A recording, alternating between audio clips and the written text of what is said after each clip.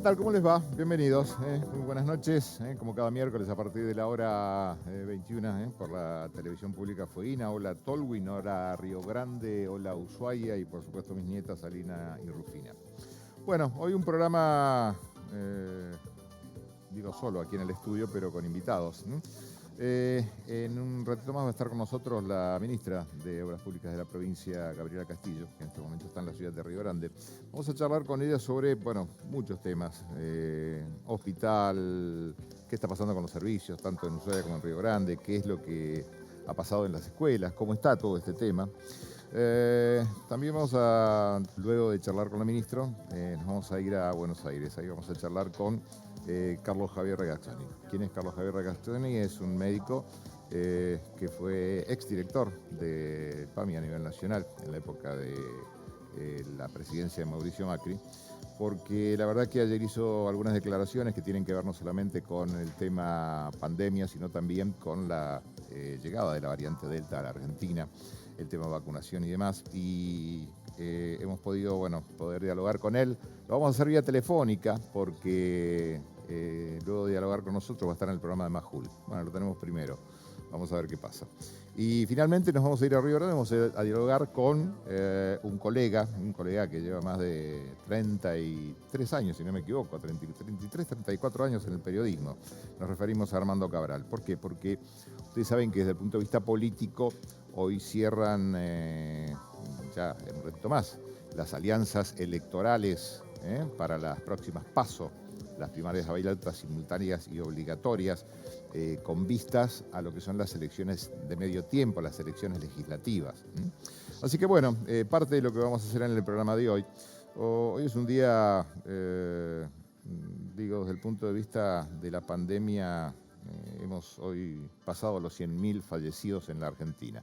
Estamos hablando de 100.250 fallecidos desde que comenzó la pandemia. Hoy el reporte emitido por el Ministerio de Salud hablaba de 614 fallecidos y 19.697 contagios.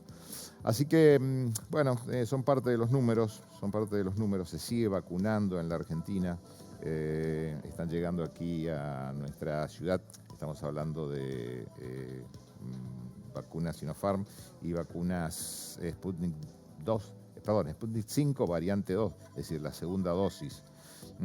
Pero queríamos primero empezar con todo lo que es el tema obra pública aquí en Tierra del Fuego. ¿Por qué digo esto? Porque desgraciadamente se puede hablar de previsibilidad o imprevisibilidad en todos estos casos. Estamos hablando de lo que pasó en el hospital regional de nuestra ciudad. Algunos dicen que lo que logró alguien con un encendedor no se logró en todo este tiempo.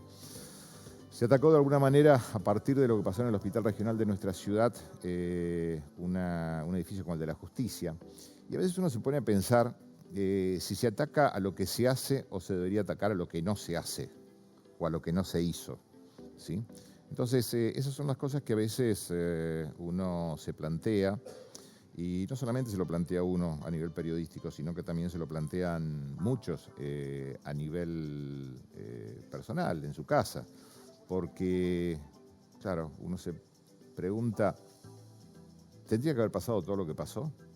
¿Hubo imprevisibilidad durante todo este tiempo? ¿Qué pasó con la obra del hospital? ¿Qué pasó con la obra del Hospital Regional Ushuaia? Que se inició allá como un anuncio extraordinario en la época de la ex gobernadora Bertone, y luego algunos dicen por problemas de fundación, otros dicen por impredecibilidad. ¿Sí? Algo que fue imprevisible o no, pero lo que pasa es que nadie investiga acá en la Argentina. Y fundamentalmente la pregunta es, ¿se investigó lo que pasó con el hospital regional de nuestra ciudad en su momento cuando comenzó la construcción? Una construcción que comenzó con bombos y platillos, ¿sí? Vaciando prácticamente todo un predio aledaño al actual hospital regional de nuestra ciudad, donde había ubicadas viviendas de servicio, viviendas de hace muchos años. Comenzó la construcción, comenzaron las fundaciones, hasta que alguien dijo, ¡op! Alguien se equivocó, aparentemente los cálculos no daban y demás. Bueno, para eso estamos en comunicación y para muchos temas más, por supuesto, con quien es la responsable del área del Ministerio de Obras Públicas de la provincia. Estamos hablando de Gabriela Castillo, que ya está en línea con nosotros. Gabriela, ministra Castillo, muy buenas noches. Aníbal Rachiete habla. ¿Cómo le va? Buenas noches para usted y para todos los televidentes. Bueno, primero gracias por aceptar el convite. Sabemos que hoy viajó para Río Grande, así que le agradecemos si bien no podía estar presente físicamente, pero bueno, gracias a la tecnología podemos estar con usted. Bueno. Medio tecnología porque no nos pudimos conectar por el Zoom, pero bueno, al menos por teléfono sí podemos hacerlo. Ah, bueno, no sabía. Para mí toda una novedad. Bueno, pero no importa, la tenemos en línea, que es lo importante. Bueno, yo, comencé dialogando un poco sobre lo que pasa en Tierra del Fuego, ¿no? Y por supuesto lo último que pasó, que fue el incendio en el hospital regional de nuestra ciudad. Y la pregunta es, puntualmente, es decir, ¿existe imprevisibilidad? Es decir, ¿existen imprevistos en todo esto? Porque, el Hospital Regional de nuestra ciudad comenzó con un anuncio con bombos y platillos durante la gestión de la ex gobernadora Bertone, ¿sí? Se inició la obra, estamos hablando de la ampliación del hospital, por supuesto, ¿no? Se inició la obra, comenzaron con todo lo que sean fundaciones, pilotaje y demás, y en algún momento alguien dijo, me parece que nos equivocamos, o hubo una equivocación en los cálculos. ¿Qué pasó exactamente con ese tema, ministra? A ver, al ingreso de la gestión, nosotros en el contacto con los expedientes lo administrativo, encontramos un montón de pedidos de informe del Tribunal de Cuentas que hacía referencia a algunas cuestiones que había que aclarar.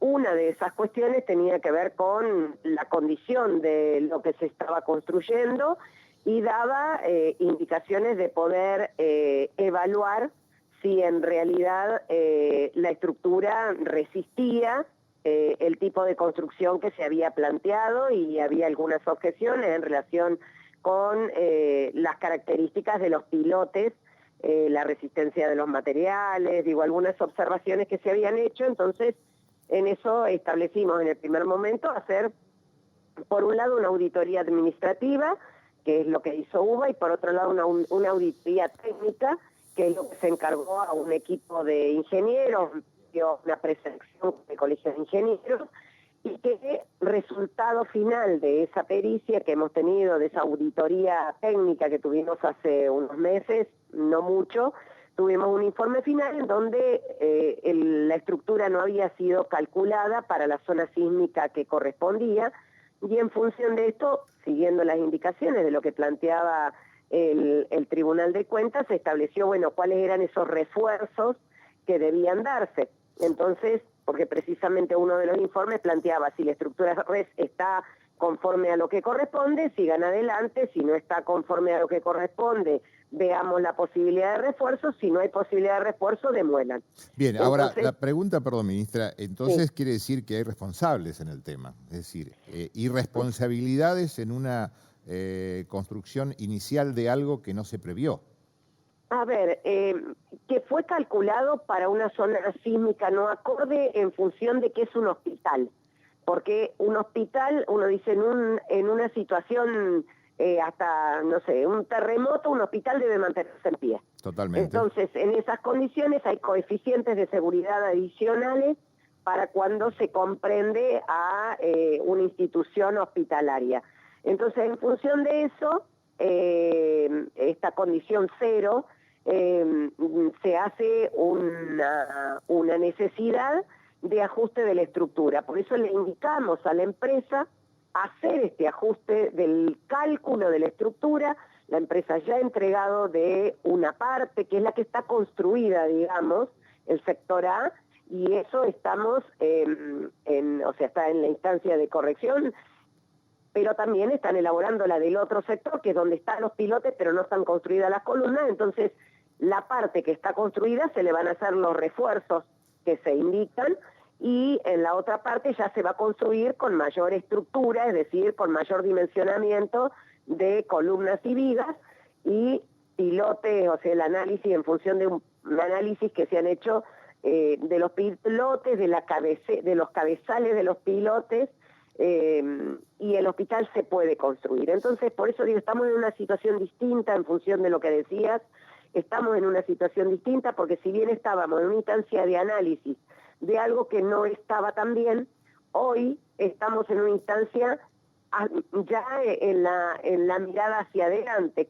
cómo avanzamos en la construcción de esta estructura que, partiendo de la situación inicial, lo que queremos construir es un hospital que pueda usarse. Entonces, el esqueleto, que es lo que está, la estructura, que es lo que está licitado, tiene para un periodo de obra, conforme digo, hemos hablado con la empresa, hay una posibilidad de dar continuidad a la obra pasada la veda invernal y empezar a hormigonar. Por eso estamos ahora en esto de cumplimentar el resto de la documentación necesaria en función de los expedientes que hay todavía en gestión con el Tribunal de Cuentas y que tiene que ver con adicionales de obra, que tiene que ver con cálculos de redeterminaciones pendientes que estaban atados a la situación del expediente original. Entonces, de esta manera, uno también tiene que garantizar la posibilidad de inyección de dinero, porque también en esto hay otro problema, que una obra que fue pensada en el 2017, comenzada en el 2018, el valor del metro cúbico de hormigón no es ni comparación al costo actual. Entonces, bueno, ahora estamos en esa parte administrativa para establecer el nuevo monto del valor del hospital, que a través de la ley 1312, que es la ley de destino de bonos, fue una de las obras que el señor gobernador planteó como prioritarias, porque hay una clara decisión de fortalecimiento de la infraestructura sanitaria y que claramente el hospital es muy necesario para poder ampliarlo a las necesidades de hoy de una población con el número actual, y no en el número de continuar con un hospital, en el número de población que había al momento de ser construido, más allá de la proyección de crecimiento. Hasta ahí todo lo técnico, pero la pregunta es, ustedes tomaron un gobierno, más allá de la continuidad jurídica que existe entre un gobierno y otro, donde se inició, insisto en esto, ministra, la construcción de un hospital que, como usted lo planteaba, los cálculos no eran los correctos y demás. Entonces la pregunta es, ¿hay responsables? ¿Hay investigación sobre este tema? Esa es una de las etapas que tienen a cargo los abogados para llevar adelante de qué es lo que corresponde y a quién, cuál es el procedimiento a seguir. Digo, desde lo técnico, desde la responsabilidad en el ministerio, se divide el camino. Por un lado, la necesidad de reconducir la obra y garantizar de que se pueda construir. Por otro lado, vienen los procesos administrativos para poder determinar responsabilidades y de corresponder a hacer lo que corresponda, digo, en relación con esa parte. Pero digo, son dos caminos por separado, más allá que uno tenga que vinculación con la otra. Claramente se construyó en función de un cálculo que alguien hizo y de alguien que habilitó por otro lado. Entonces hay que determinar responsabilidades, y en eso también tenemos que recordar que la UTE que está construyendo hoy no es quien comenzó la obra, porque en esto la obra la empezó una empresa que no está más. Ah, ¿por qué? Perdón. 3 meses. Perdón, ministra, Sí. digo para clarificar. La obra la comenzó una UTE que ya no está más. ¿Por qué no está más? No, una empresa. Una empresa. La obra la comenzó una empresa a la que se le adjudicó, y al poco tiempo transcurrido, 3 certificados de obra, digamos, pago de adelanto financiero, 2, 3 certificados de obra, se dio el contrato y hay una UTE de 2 empresas locales que es la que hoy lleva adelante la obra. Entonces, digo, en esto también hago la situación de salvedad de que en el medio también pasaron otras cosas, de que quien inició el proyecto no está hoy a cargo de la obra. Ministra, nos metemos ahora de lleno en lo que fue el incendio del hospital, ¿sí? Sí, Se habló en principio de falta de controles. A ver, un hospital, como bien usted dice, que hace tiempo, a ver, nadie puede suponer que un loco a través de un encendedor puede llegar a encender todo lo que pasó, ¿sí? ujú, Pero, ¿qué pasa? Aparentemente había mantenimiento en el hospital, se estaba realizando, porque de acuerdo a algunas declaraciones faltaba mantenimiento. Cuando llegó el momento de colocar mangueras y demás, no había la presión necesaria. Es decir, la pregunta sigue siendo la misma: ¿control o investigación? ¿Cómo está esto? A ver, el servicio de mantenimiento del hospital se lleva adelante a través de personal del Ministerio de Salud, de un equipo que trabaja en el mantenimiento cotidiano del edificio. Hoy hacemos una evaluación de algunos déficits de la estructura o de las instalaciones permanentes que claramente no se resuelven con una tarea exclusivamente de mantenimiento. Si nosotros decimos que tenemos un tablero que tiene muchos años desde el momento en que se hizo la ampliación, bueno, hay una renovación que hacer de equipos, de instalaciones, de adecuar a nuevas normas, que dar, porque también en esto han cambiado hasta las normas eléctricas, por dar uno de los ejemplos de uno de los servicios sobre los que nosotros vamos a intervenir. Particularmente en relación con la red de incendio que se puso en funcionamiento en el momento del siniestro y que salía con poca presión, tiene que ver con que el hospital no tiene cisterna.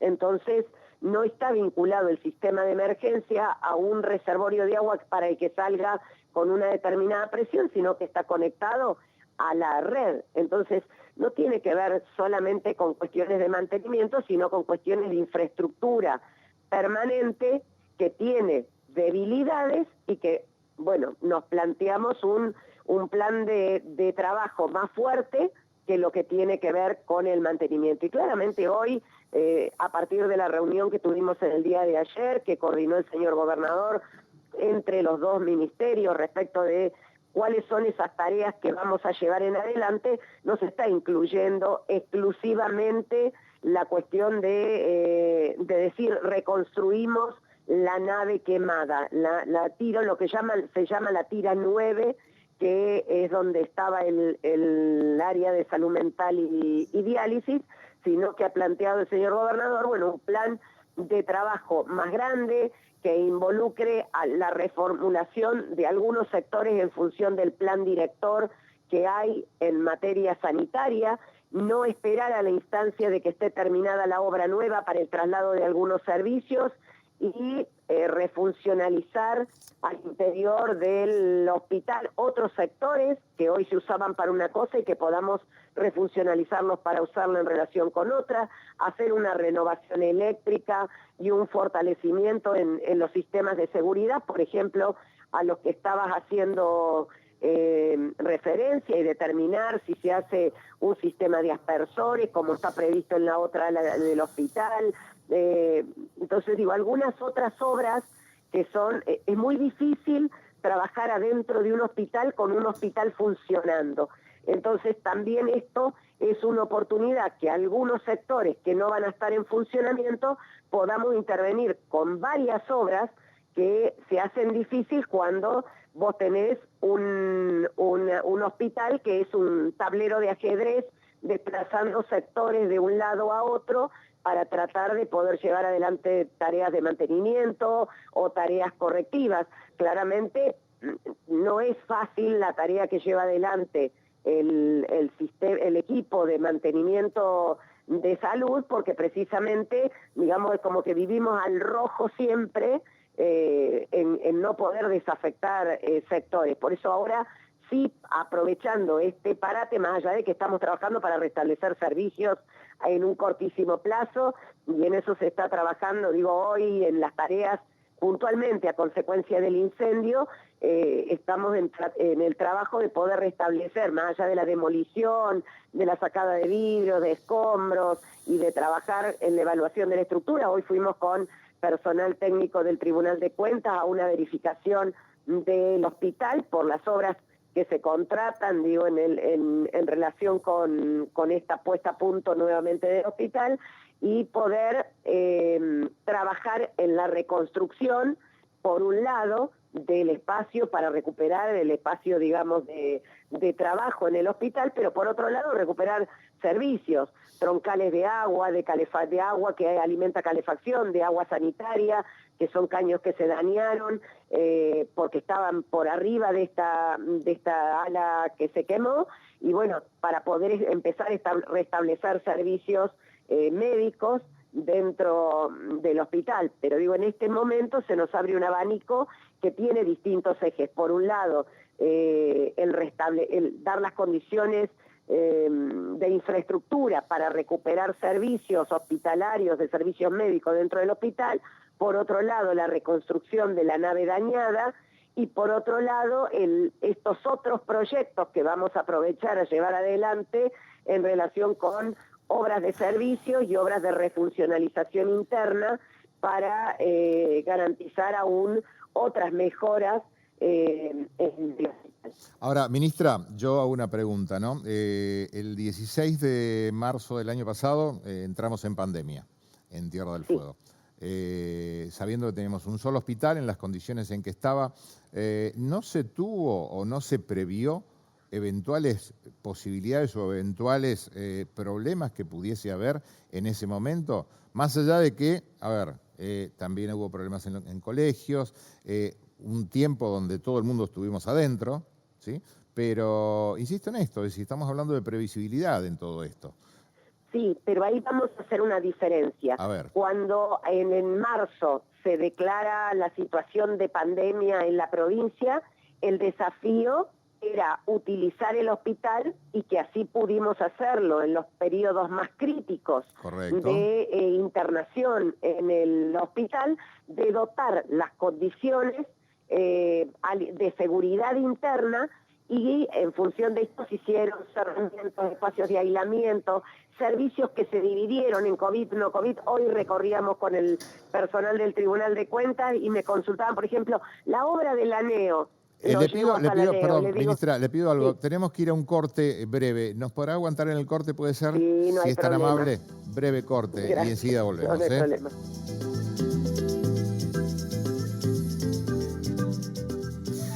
Bueno, antes que nada, las disculpas del caso a todos nuestros televidentes. Tuvimos un pequeño problema con un compañero aquí en el estudio, ya solucionado, un problema de salud, así que por eso tuvimos que cortar drásticamente así el programa. Las disculpas del caso por parte de Canal 11 y bueno, todo el personal de la televisión pública. Cosas que pasan y que suelen suceder. Teníamos también una comunicación con Carlos Javier Regazzoni, médico político, que justamente no la podemos tampoco tener porque está entrando en estos momentos, en 5 minutos, en el programa de Luis Majul, en Buenos Aires. Así que, desgraciadamente, bueno, se nos acortó el programa. Pero, bueno, sabrán entender en momentos como este y con lo que ha sucedido. Por eso el corte medio abrupto de irnos a la pausa. Bueno, lo decíamos al inicio del programa, hoy íbamos a dialogar con un compañero, periodista de la ciudad de Río Grande, de más de 30 años y pico de periodismo, ya le vamos a preguntar. Está en línea Armando Cabral. Armando, ¿qué tal? Muy buenas noches, ¿cómo estás? Hola Aníbal, buenas noches, ¿qué tal? ¿Cómo estás? Un gusto saludarte. Un gusto dialogar contigo. Hace tiempo que no dialogábamos y dijimos, bueno, en este programa que quedó a medias, desgraciadamente, estábamos con la ministra de Obras Públicas, teníamos muchas preguntas, pero bueno, desgraciadamente es como que, bueno, pasan cosas y cuando pasan este tipo de cosas, es vivo. Y vos sabés exactamente lo que significa un programa en vivo. Bueno, vamos a lo nuestro, ¿no? Porque, bueno, hoy estaban cerrando las alianzas para las próximas PASO 12 de septiembre, elecciones legislativas de medio tiempo, 14 de noviembre, y hoy cerramos las alianzas. De acuerdo a la información que nosotros tenemos, bueno, Forja, el PJ, Nuevo País, Frente de Todos han cerrado su alianza. No se habla de candidatos todavía. Y por otro lado, Juntos por el Cambio, ¿sí? PRO por un lado, MIT por otro, el Partido Coalición Civicari, la UCR y ya algunos nombres que se están perfilando. Pero bueno, con tantos años de periodismo y sobre todo político, quería tu opinión al respecto, Armando. Bueno, viene, digamos que todo a puerta cerrada y bajo 7 llaves, ¿no?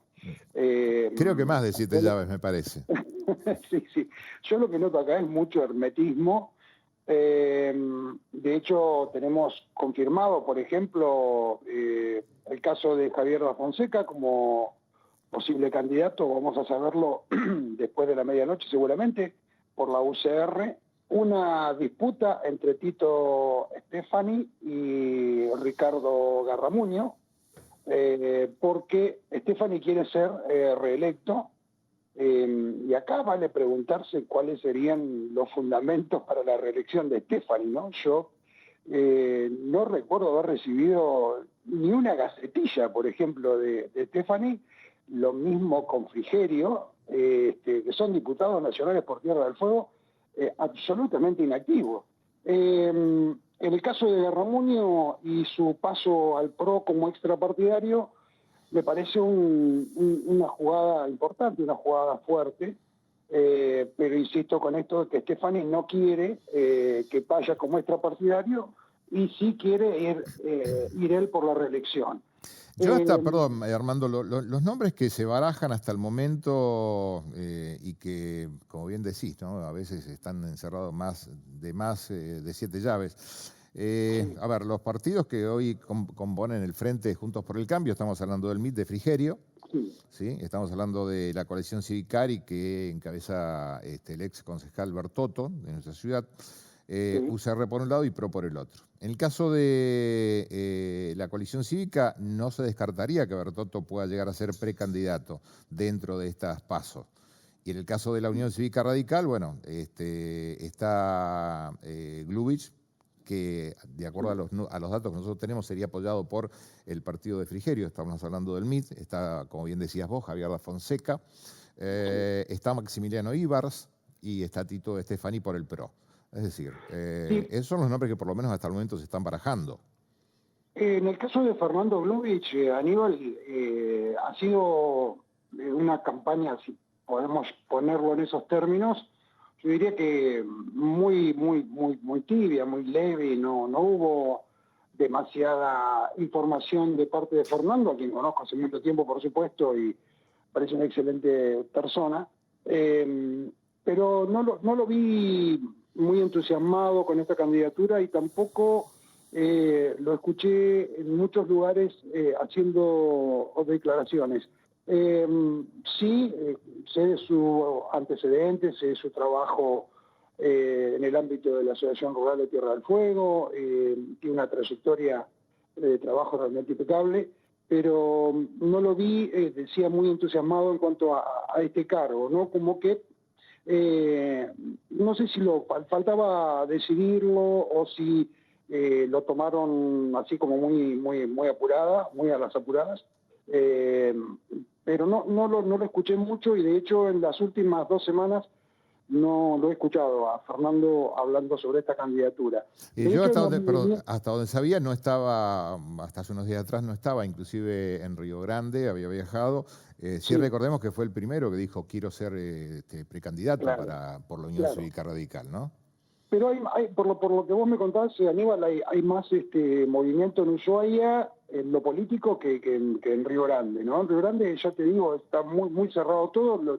Sí tenemos casi confirmado esta alianza estratégica del Frente de Todos, con los intendentes y Forja, que me parece que no sobresalta a nadie porque es un hecho que todos pertenecen a la misma ideología, o por lo menos están identificados con el gobierno nacional, tanto el gobernador como los 3 intendentes. Así es que no nos sorprende demasiado.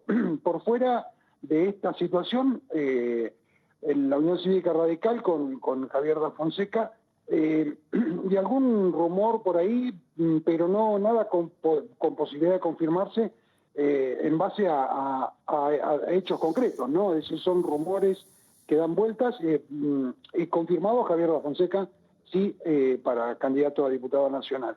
Recordemos que se van Jutrovic y Stefani, son las bancas que están en Son las bancas que están en juego, correcto. juego, Y el oficialismo a nivel nacional necesita mayoría, o por lo menos el planteo del oficialismo a nivel nacional, quieren tener mayoría en diputados. Cosa que, a ver, algunos lo ven bien, otros lo ven, bueno, será opinión de cada uno.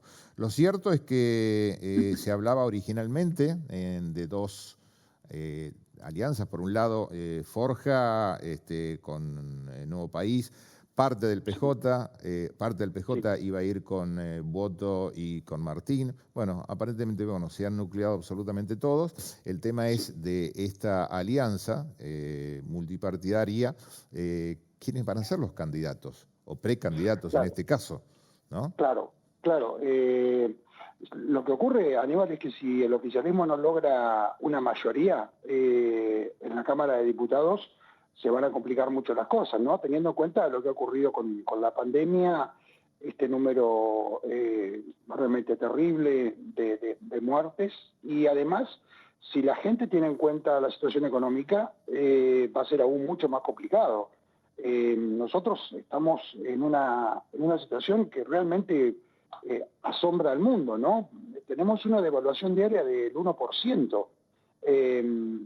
Si la situación económica tiene peso y los movimientos que estamos viendo, como por ejemplo los del campo, los exportadores, agroexportadores y el sistema económico en general, con una queja permanente por la cantidad de impuestos, por la cantidad de aumentos y todo esto, yo creo que deberían analizar muy bien lo que van a hacer, porque es un paso, yo te diría que trascendental a esta altura, en medio de una pandemia que ha afectado a todo el mundo y por supuesto a nosotros también, pero que se ha manejado diferente a otros lugares del mundo, ¿no? No ha ocurrido lo mismo en Chile, en Uruguay, en Paraguay o en Brasil con la pandemia, y aquí llevamos una cuarentena interminable que ha perjudicado a todos los sectores sin distinción, ¿no? Ahora, Entonces, lo cierto, Armando, es que cuando uno sale a la calle a preguntar, a ver, a cualquiera, y seguramente lo habrás hecho en la ciudad de Río Grande, bueno,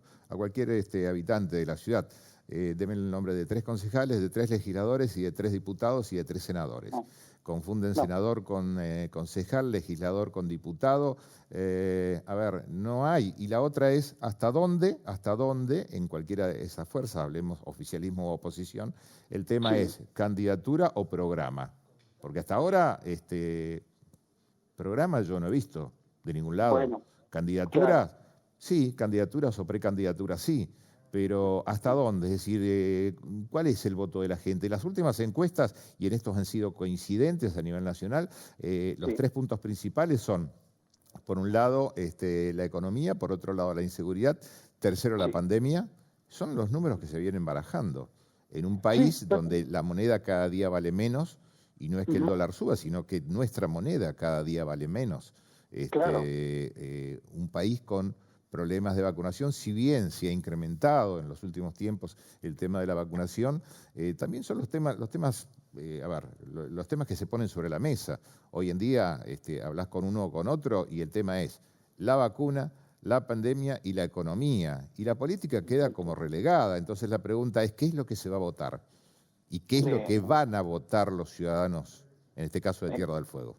Por eso te decía, Aníbal, si la gente plantea realmente el tema económico, o piensa o dimensiona la situación económica en la que estamos hoy todos, porque, insisto, esto no escapa a nadie, yo creo que puede haber sorpresas. Porque además coincido plenamente con vos en que no apareció el plan, ¿no? Yo quiero alguna previsibilidad, quiero alguna certeza respecto de lo que va a pasar en la economía de los próximos 6 meses. Estamos a mitad de año, se plantea un segundo semestre con un promedio de inflación del 50%, y también coincido con vos que la gente en este momento tiene la cabeza puesta en esos 3 temas: la inseguridad, la economía y la pandemia. O sea, ¿cuánto más puede durar esto? ¿Cuál es el plan que tenemos para afrontarlo? Si hay un plan B, por lo menos que se plantee, pero es todo muy hermético, es todo muy cerrado y muy poco claro a la hora de que la gente tome decisiones. Por eso me parece que lo que va a primar, entiendo, y esto es una opinión absolutamente personal, es el tema económico, el tema de las necesidades de la gente, el tema de la llegada a fin de mes. Hoy veía una persona para ser indigente en Argentina necesita 34.640 pesos por mes. Que no es para poco. ser indigente. Que no es poco. ¿No? Entonces, yo creo que, a ver, bueno, nos queda mucho, ya no nos queda programa. Yo, desgraciadamente, que pretendíamos que el programa, bueno, se extendiera un poco más debido a lo que pasó aquí en el estudio. Bueno, tuvimos que inclusive cortar otras entrevistas. Pero la gente quiere cambios, es decir, cambios de destino, cambios en muchos aspectos. Y siempre nos vamos, primero agradecerte el hecho de que podamos haber charlado de lo que se viene. De lo que se viene, que nadie sabe a ciencia cierta. Algunos plantean por qué no se ejecutó los pagos al Fondo Monetario Internacional, digo, para irnos a lo macro, antes de las elecciones. ¿Qué va a pasar después de las elecciones? ¿Va a haber ajuste fiscal? ¿El aumento o este bono que se les va a entregar a los jubilados? Porque los jubilados cada vez cobran menos, de 5.000 pesos en el mes de agosto, cuando en septiembre son las PASO. A ver, hay un montón de temas que me parece que serían buenos ponerlos sobre la mesa y por lo menos analizarlo. Bueno, lo cierto, un dato, Aníbal, nada más cortito. Los 5.000 pesos por mes que van a dar los jubilados significan 160 pesos por día. Son 160 pesos por día. Vos decime qué se puede hacer con 160 pesos por día. Un café. Armando, yo te agradezco y vamos a seguir charlando porque me interesa mucho tu mirada desde Río Grande. ¿Sí? Seguramente. Nos vamos a un corte breve, el último, y nos estamos despidiendo. Y ya lo despedimos Armando Coral desde Río Grande. Gracias. Pausa, la última, volvemos.